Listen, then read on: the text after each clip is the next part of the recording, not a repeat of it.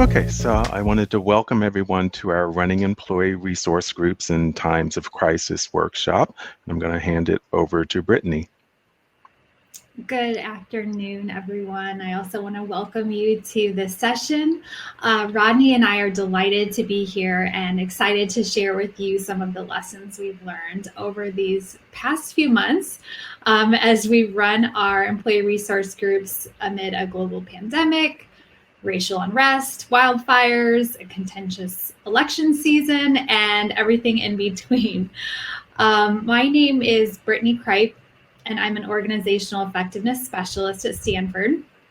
I work in the office of the CIO at our Central Information Technology Organization, which is called University IT. And I'm also the program lead for the Stanford Women in Technology, or WIT group, which I'll be talking about a little bit later on. I'm Rodney Carter.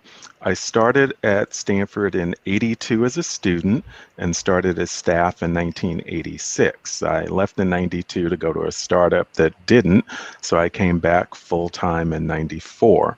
I'd been doing desktop computer support when I left, but I didn't get the title until I returned. So I've been doing IT for 30 plus years now. Generally, I'm an introvert and a loner. I'm quite happy to let other people take the lead, and I'll support them however I can. One of my strengths, though, is that I tend to gain and hold institutional knowledge, which I happily share because I think that knowledge is wasted if it's not shared. But when Ideal IT was launched, I noticed and gave feedback about there not being a group for people of color. After multiple discussions with the overall program lead for Ideal IT, I agreed to become the lead for what we ended up calling the People of Color in Technology, or POC-IT group. I don't just complain. I'm willing to roll up my sleeves and get involved, even though I'd rather stay in the background. As I noted to my manager, I've been leading from the background for years, but with POC-IT, I've moved to leading in the foreground. Brittany? Whoops. So we have a lot of information to share with you again on how we've been running our groups this year. And our goal is to leave you with actions and ideas that you can implement in your own groups and organizations. So here's a look at our agenda today. If you want to go ahead and click over, Rodney. Thank you. So we're going to be starting out our session by just setting some context around the larger umbrella of diversity and inclusion programs that WIT and POC-IT are a part of. And then Rodney's going to be doing a deep dive case study about his experience with launching the People of Color in IT group right before the global pandemic and how he's had to pivot and change course as a result. And then I will be adding in a few additional lessons learned from the WIT perspective, and then we'll wrap things up and take any questions you have. So you can feel free to be putting your questions in the chat or in the question feature at any time. And when we get to the end, we will answer as many that we can. So just a little bit of context setting about how inclusion and diversity programs are run at Stanford. So our Presidential Diversity and Inclusion Initiative is called IDEAL, and that stands for Inclusion, Diversity, Equity, and Access in a Learning Community. And the C is silent if you didn't catch that. So this IDEAL initiative began in May of 2018. By our president, Mark Tessier-Levine, and it was part of his long-range vision for Stanford. So the IDEAL initiative is very multifaceted, but really at its core, it seeks to ensure that diversity is represented in all sectors at Stanford and that all members of the campus community feel like they belong and that they're supported and have broad access to all the opportunities available at the university. So then that brings us to IDEAL IT. IDEAL IT promotes and advances that presidential IDEAL initiative, but it does so within the IT community at Stanford. So when we say the IT community at Stanford, we mean staff who work in IT roles on campus. And there's a lot of other groups that are targeted towards faculty and students, but IDEAL IT is primarily geared towards staff. So the Ideal program launched a little bit after the main Ideal program started. So Ideal IT launched in the fall of 2018. And out of the gate, there were 4 sub-programs that made up Ideal IT. And then with the launch of POC-IT at the end of 2019, there's now 5 sub-programs, and there's even more on the horizon. So I'll just do a very quick tour of those sub-programs. So the first one is Neurodiversity in IT, and that program aims to recruit and support neurodiverse individuals working in IT. So that could include people who are on the autism spectrum, those with ADHD, or any other range of developmental differences. The Year Up internship program helps to close the opportunity divide by providing internships to young adults from economically disadvantaged communities. And oftentimes we see that these internships are a springboard to a full-time position at Stanford, which is really fantastic. Moving on down, the Stanford Women in Technology Affinity Group, or ERG. And just to note, we kind of use affinity group and ERG interchangeably. At Stanford, it's affinity group, but we know others may refer to it as ERG, but we'll just kind of use them interchangeably in our presentation today. So anyways, the WIT group is for women, non-binary people, and allies of all genders. And the aim is to increase support, engagement, and representation in technical roles and in the talent and leadership pipeline. And then I'm going to skip over to the Ideal IT Foundations and Opportunities, which is a sub-program that manages and supports the whole of Ideal IT. And that's where we also, it's also an incubator for any future programs that we are planning. And then finally, as I mentioned before, the People of Color and Technology, or POC-IT Affinity Group, was launched as the newest sub-program in August 2019. And POC-IT's goal is similar to that of WIT, but it's geared towards people of color. So that makes the 2 groups sibling affinity groups. So with that context, we'll now get into the meat of our talk today and how we've been running our groups this year. We wanted to segue into this part of the talk with this quote that there is always an opportunity with crisis. And no doubt the crises of this year brought so many opportunities for us to find new ways of doing things and to re-examine our policies and practices, and ultimately to do things that we never thought were possible before. So with that, I'm going to hand it back to you, Rodney, to take us through the POC-IT case study. Thanks, Brittany. I'm getting an echo. This is one of the versions of the POC-IT logo. In a group like POC-IT, where the POC includes all people of color and isn't just a euphemism for Blacks, it was important to me that POC-IT's logo clearly speak to representing lots of different peoples. My original vision for the logo was to have each of the letters in a different color and font. Fortunately, our communications team took that idea and turned it into the logo you see now. It was also important for me to have representation from all the communities of color and from as diverse a cross-section of the schools and units as possible in my advisory group. I'm proud to say that we have representation from the Latinx, Filipino, Native American, Asian Pacific Islander, Southeast Asian, and Black communities. Although POC-IT officially launched on Martin Luther King Jr.'s birthday this year, I've been lead since November 2018. Part of the reason that it took more than a year from when I agreed to become lead to when the group officially launched was delays that were outside of my control and only communicated to me when I inquired what was going on. It seemed like there was always some reason why the time wasn't right for POC-IT to start ramping up. An unrelated incident on campus over that summer thrust me out of the background and turned me into a voice for the Black community at Stanford. Senior level administrators at Stanford all of a sudden knew my name, even though I had been at the university longer than most of them had. I told the provost, who is the number 2 person at the university, that Stanford's initial lack of a response and then tepid response to the incident made me feel unsupported and unwelcomed at the university for the first time in my 37 years on campus. Since I finally had their attention, I gave them some more feedback. I pointed out that, quote, some groups seem to be more valued and appreciated than other groups. Some groups get invited to the table to get their chance at equity, while other groups have to wait their turn. Being relegated to the back of the line really isn't all that big a deal when you as a people have already been relegated to the back of the bus. How uplifting, welcoming, and encouraging it must be to be welcomed to the table first. Maybe that'll happen for people of color at Stanford before I retire, unquote. After that, POC-IT's ramp up was no longer delayed. I find it interesting, but not surprising, that I had to fight for almost a year to get POC-IT started.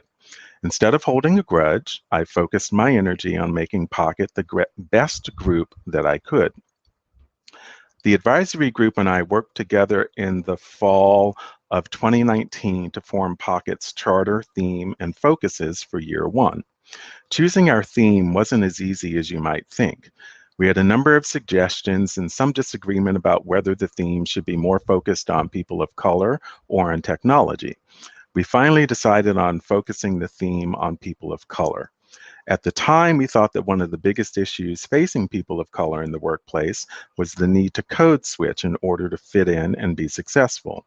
So our theme for year 1 was being your authentic self in technology versus being your Stanford self. Our year 1 focus areas broke down into social, training, and deliverable areas. Our social goal was what you would expect it to be for a newly formed group: building community and fostering networking, relationship, and contact building among our membership.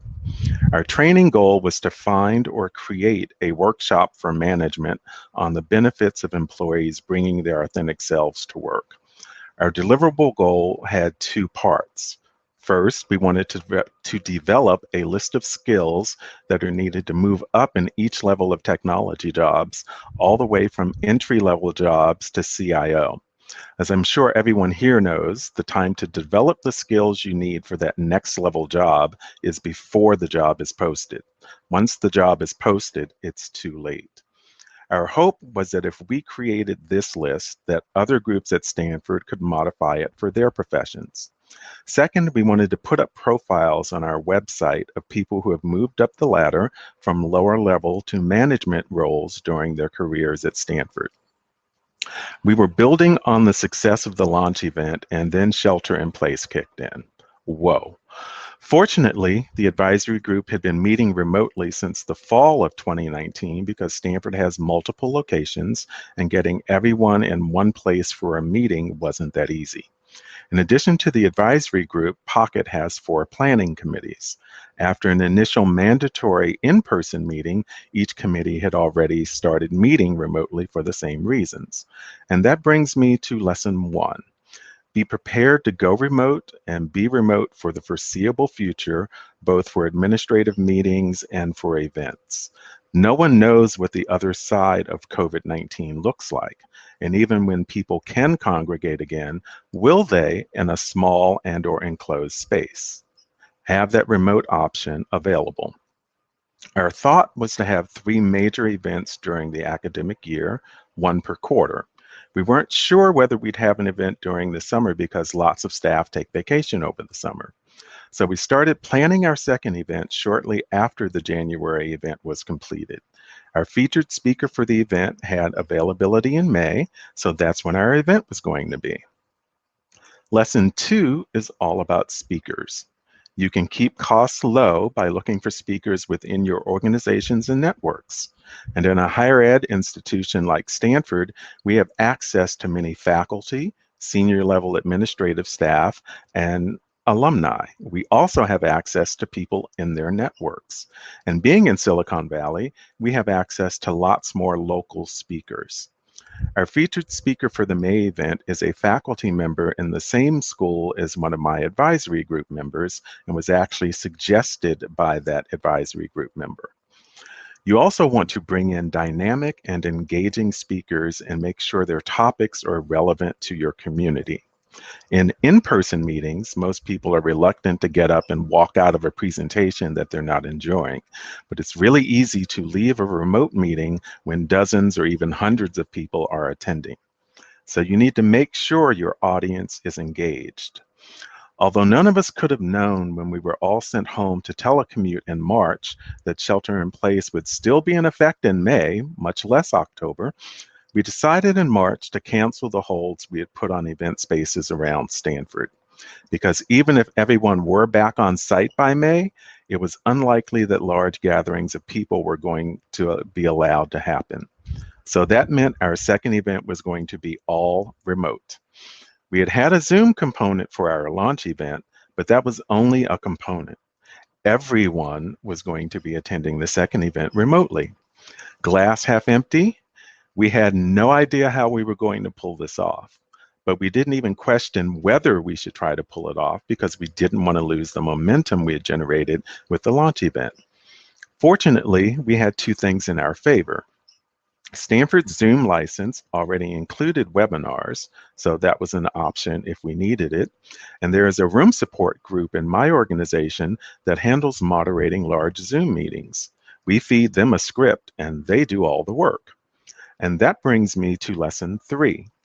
See if there are other groups in your organization that can help at free or reduced prices. Also see if there are services each group can trade for the other group's help. Glass half full, the $3,000 fee just for renting the space immediately evaporated. So did AV support and food costs. And that brings me to lesson 4. Make sure you have a budget, know what that budget is, and know to whom you can go for additional funding. And any place you can save money, do it. Don't go cheap, but money you don't spend today is money you have available tomorrow for something else. And if you're in an organization where you have to use your budget or get a lower budget next year, I'm sure you can find a way to use it by the end of the year. Our second event was also a success. We had more people on Zoom than we had had in person and on Zoom combined at our first event. And the number was pretty steady throughout the whole 2-hour event. The featured speaker spoke about diversity, equity, and inclusion efforts in one of the schools. And that brings me to lesson 5. Use audience participation exercises to break up group business and speaker sections of programming. Our 3 quote-unquote big events each year are 2 hours long. In addition to breaking up sections of programming, audience participation exercises help to keep the audience engaged.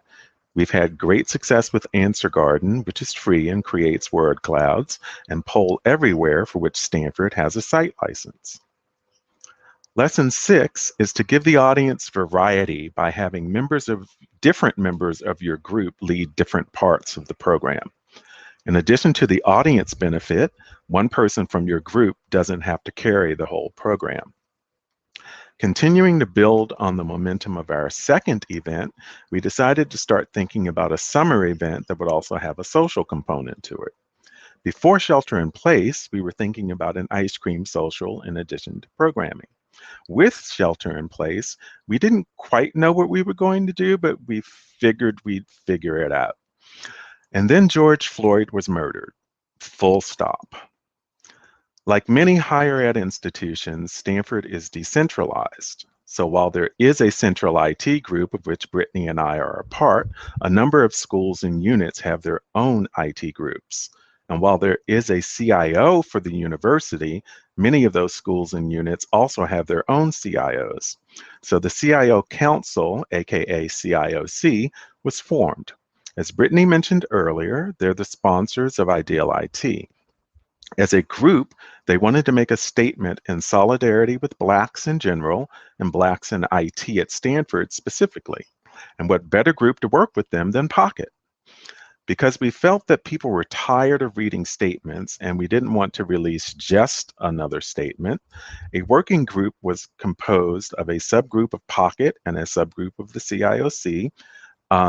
And we took 6 weeks to create our statement of solidarity and commitment to action to address anti-Black racism at Stanford.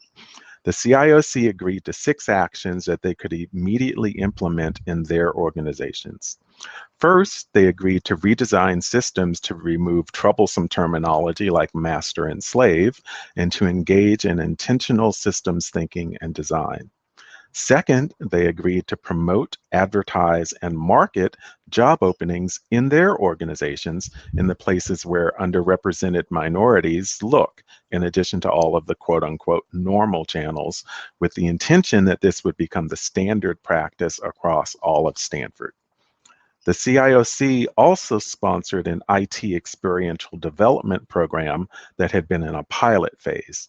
The goal of the program is for participants to broaden their skill sets, expand their personal networks, acquire new work experiences by job shadowing someone from a different IT group, and explore career mobility and latticing options.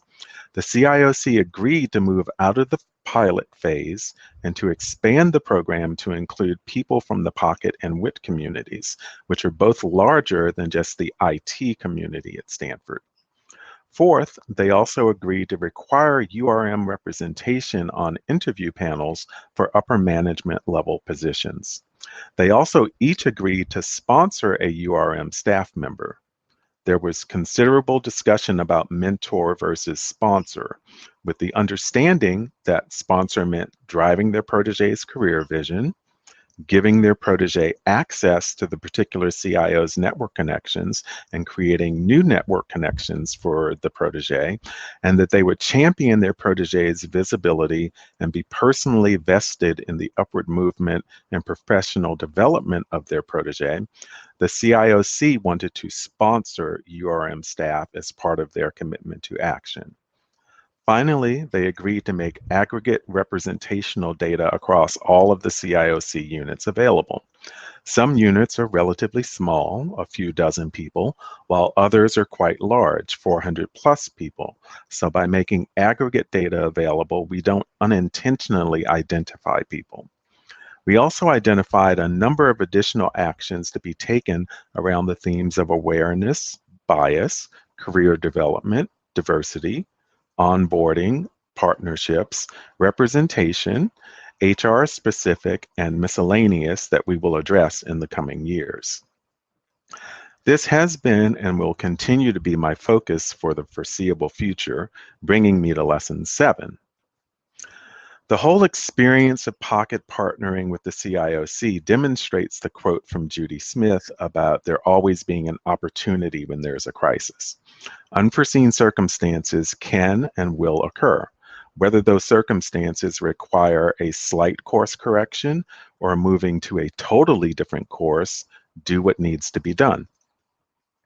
I had inserted the dash in the group's acronym to give the C a hard K sound instead of a soft S sound. Coincidentally, that also separated the acronym into 2 parts, people of color and in technology.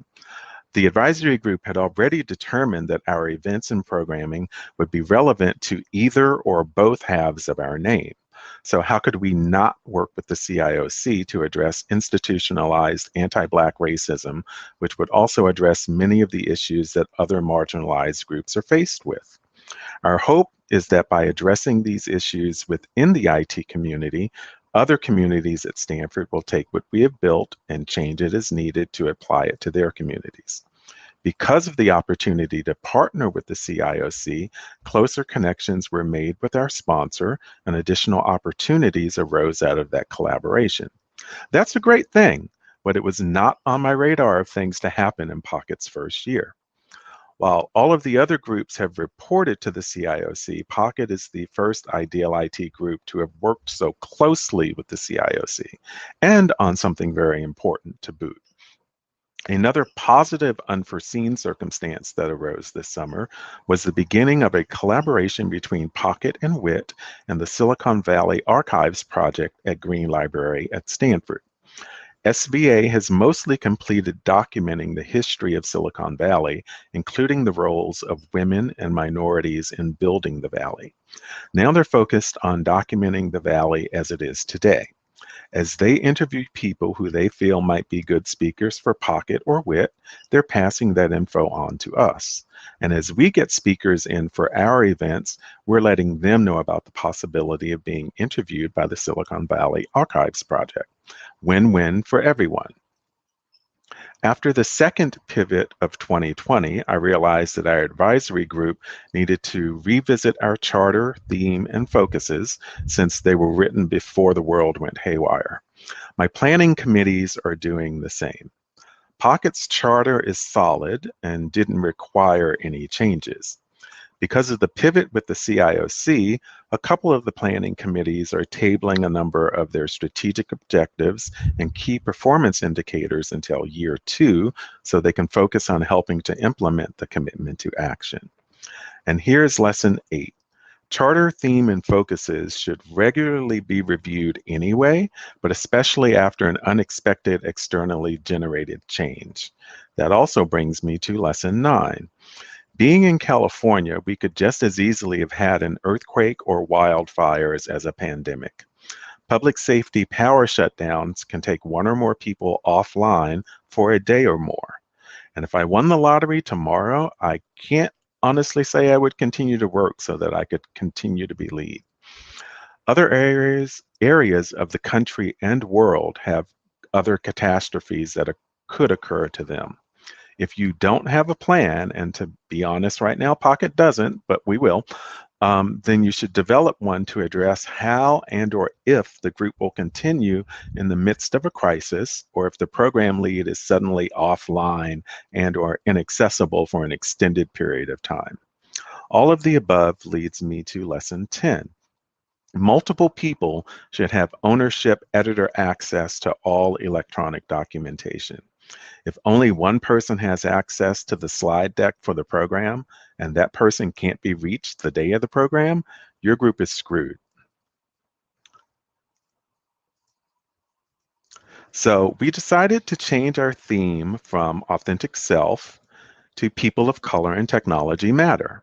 As an acronym, it becomes POC-IT Matters because without the S, POC-IT Matter sounds like we're talking about lint, and we're not. Our social focus is still the same. We decided to table our training focus and change that to an action focus around creating and helping to implement the commitment to action. Our deliverable focus is essentially the same, but with one minor but very important difference. In 2019, no one in a group of people of color thought twice about saying that we were going to profile people of color who had moved up the ladder. In 2020, we now know that there are better ways to get that point across. So now we will celebrate people of color who have moved up the ladder. So lesson 11 is that words matter. Terms like master and slave for processes and how multiple hard drives work together, whitelist and blacklist for allowing or blocking connections, and even to profile someone have been around for years. But the laser focus of 2020 has caused most organizations to reconsider their use and to replace them with other terms.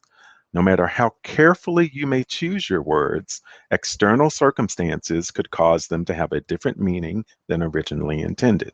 So don't be afraid to change them. Two very important things as I wrap up. Ideal IT pays my department for 20% of my time to be program lead.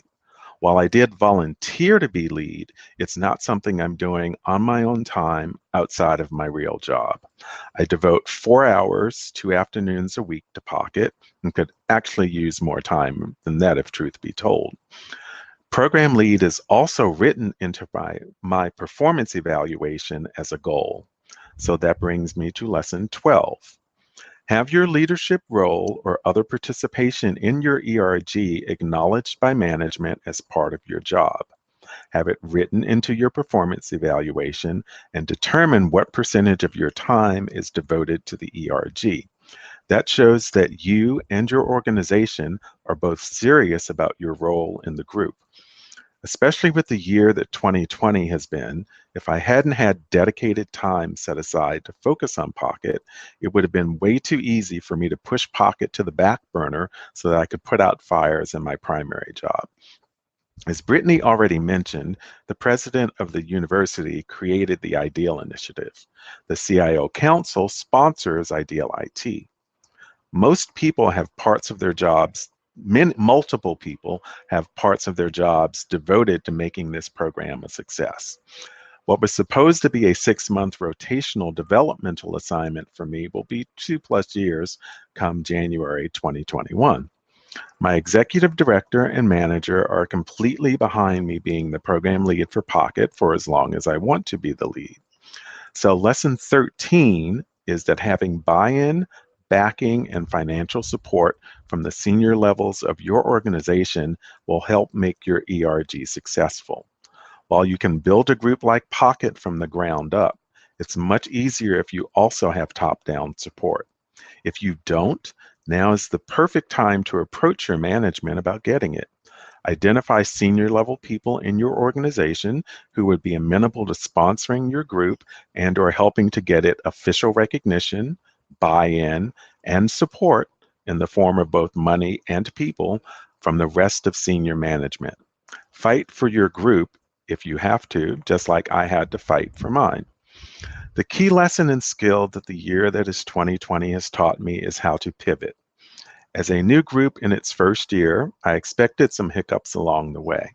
What I couldn't have predicted was a global pandemic and worldwide racial unrest. And at the same time, no less. But POC-IT has persevered. We're planning our third event for November with Stanford alum and founder of Quality Works, Stacy Kirk, and Stanford psychologist Helen Sue on the practical and mental aspects around advancing one's career. Stacy will be talking about how to develop the skills that are needed to support career mobility, while Helen will address the things in our own heads that cause us to question and doubt whether we can or even should attempt career development. As I've already mentioned, my 6-month rotation as lead will have lasted 2+ years come January of next year. Sometime in the early part of 2021, my plan is to step down as lead. I've already identified and spoken to 2 potential replacements, neither of whom is Black. When I said that I wanted POC-IT to include all peoples of color, I meant it. And having a lead from as many different communities of color as possible reinforces that POC-IT is for all communities of color. And I've been quite clear to the community that as far as I'm concerned, white is also a color. So POC-IT really is for all communities of color. Now back over to Brittany to discuss Stanford Wit. Might help if I'm unmuted. Thank you, Rodney, for taking us through all the work that you've done in POC-IT this year. And I really want to emphasize that Rodney had a unique challenge of not only launching an ERG, but then trying to grow and build it right in the thick of everything that was going on this year. So huge props to him. And for us, from the WIT side of things, our situation is a little bit different because we've been around for over 2 years now and we're a bit more established. So we didn't face as many of the challenges that Rodney did in terms of trying to get things started in the midst of all this. But nevertheless, we still had a lot of adjustments and things that we needed to do differently this year. And so I'll go into those in just a minute. But first, I wanted to just briefly provide some context around our Stanford Wit program. So as I mentioned at the beginning, Stanford Wit started in September 2018 as part of the IDEAL IT program. And again, our aim is to advance the representation, engagement, and support for women in technology roles at Stanford.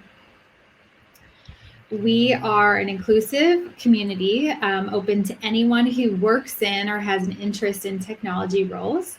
And while we're primarily geared towards staff, as I mentioned before, we also welcome faculty or students who are interested in joining us. Over the past 2 years, our community has grown organically to over 350 members. And in order to advance our mission, we have 4 committees that are made up of volunteers focusing on the following areas.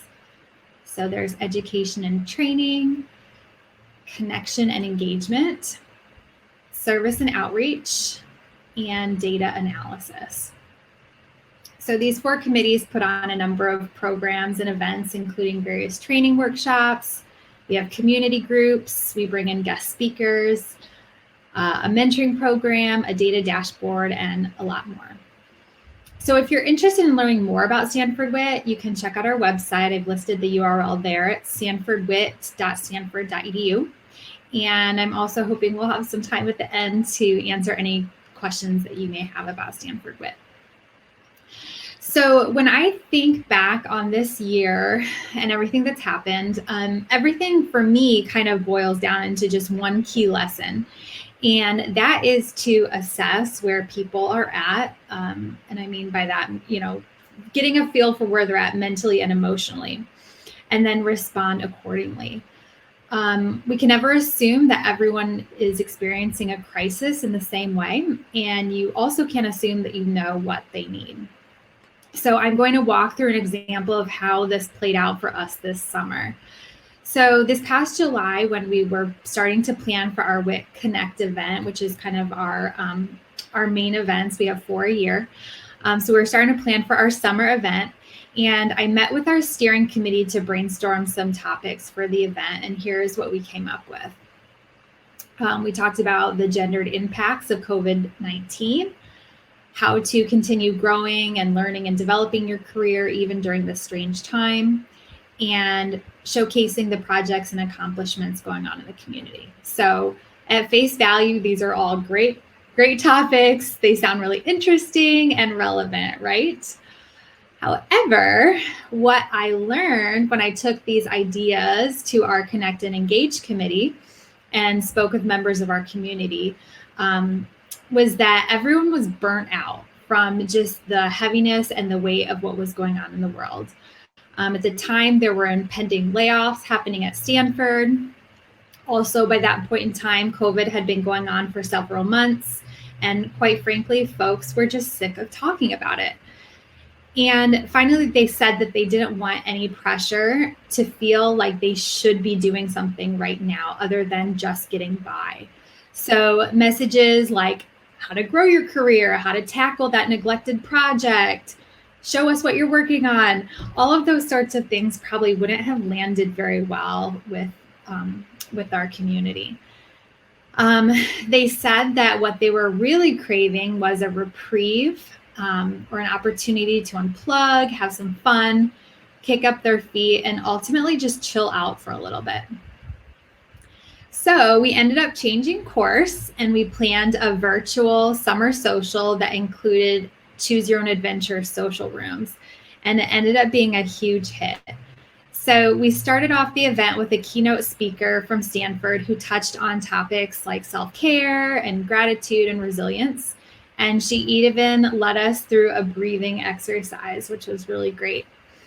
And then from there, we started the Choose Your Own Adventure social rooms, which were differently themed Zoom rooms hosted by members of the WIT community. And so the attendees of the event were able to kind of pop in and pop out of whatever rooms they wanted to and kind of mill around as one might do at a regular party. So some of the rooms that we had were a live dance party with a DJ. There was a jam session where people brought their instruments and jammed together. There was a creative vacationing ideas brainstorming room. There was a room where people could show and tell about their hobbies or their pets. I myself led a trivia game in one of the rooms. There was a recipe swap and a couple more. So I added some of our planning materials to this next slide here so you can see how we organized everything for the event. And I'd be happy to share this out afterwards if anyone's interested in doing an event like this. But overall, I can say that the event went over really well. It was tons of fun. The energy in the room was just so refreshing and light and really ended up being exactly what our community needed at that time. So I'm going to give just one more example to illustrate this point of really trying to pay attention to where folks are at and what they need. So on this slide, you can see this is our newsletter.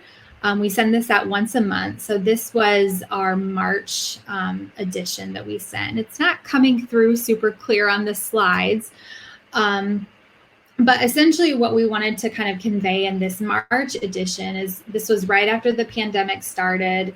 And at that time, everyone was just beginning to work from home. They were trying to figure out homeschooling, all that kind of stuff. So we ended up doing a special edition newsletter, which was a little bit longer than our normal ones. And we shared a ton of articles and resources for people on, homeschooling techniques and approaches, how you do that while trying to work at the same time. We also highlighted the connection offerings that we have available. So our community groups, we kind of amped those up a little bit as a way to encourage people to really press into their communities and to find the support that they were needing. And then in April, we brought in a representative from Stanford's Work Life office who talked about all the resources that office offers in order to help parents with childcare, homeschooling, elder care, et cetera. So that was something that we also promoted in that newsletter. So again, all of these examples that I shared really kind of come back to that idea that assessing where the community is at and what they need and responding accordingly is really, really important. And this assessment, it can be done through formal measures. So surveys and polls, those are definitely things that we do. But it could also be as simple as just getting out there and having conversations with your community members, asking questions and listening to what they're going through and what kind of support they need. So to wrap things up, Rodney and I want to thank you for attending our talk today and hope that you found at least one thing that you can take back and apply in your own employee resource groups at your organizations. So I see some chats are coming in, and we'd love to just spend the remainder of the time answering questions and having conversation. We'd also love to hear what lessons you've learned over the course of this year as well. So feel free to pop those into the chat too. Thank you so much. Okay, so just looking at some of the comments here. So, yeah, there's the question about strategies for recruitment engagement when working remotely. Mm-hmm. Do you want to start off or would you like me to? Why don't you? Because as you said, you're further along than POC-IT is. Sure.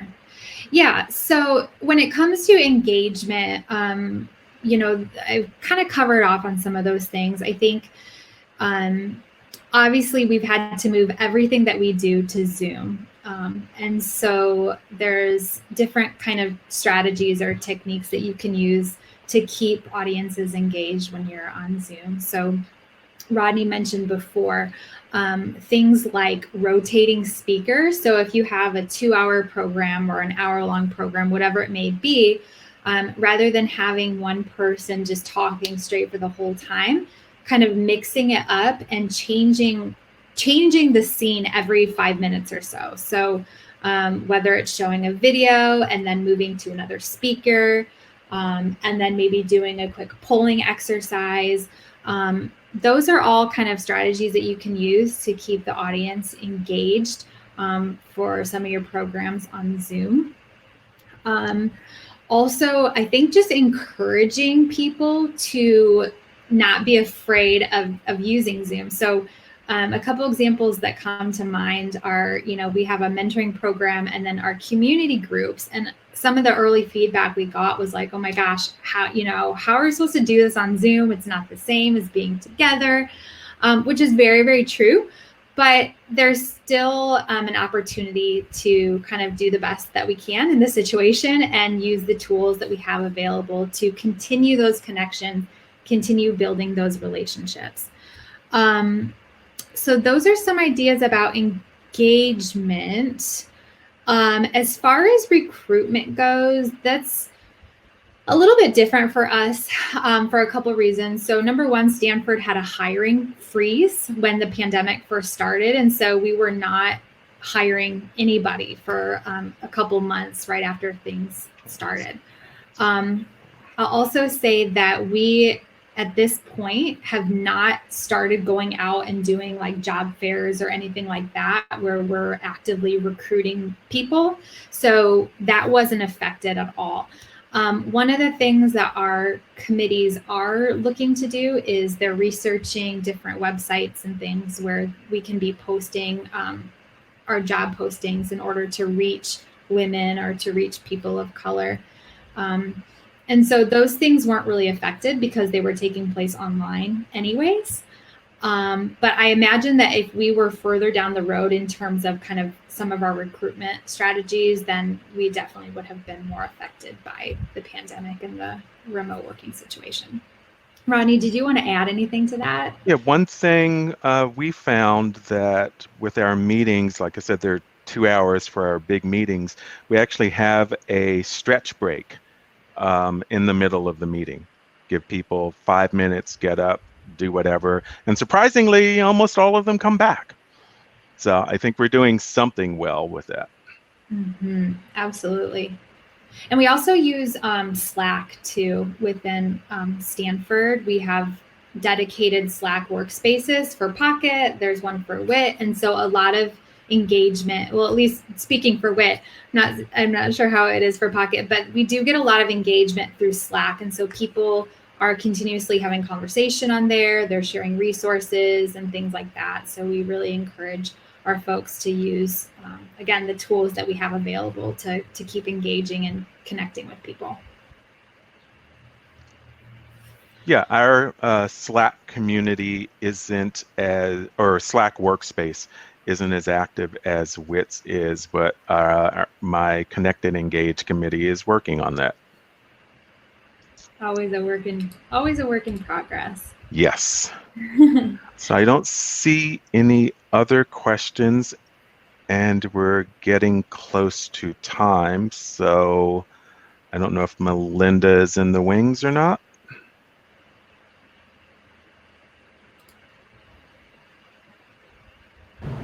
Hi, this is Wayne. I'll be bringing Melinda up shortly. And Hi, great Wayne. job. Hey. Thank you, Wayne. All right, cool. All right. We're ended 10 minutes early, so we'll take a quick break and thank you again. Thanks.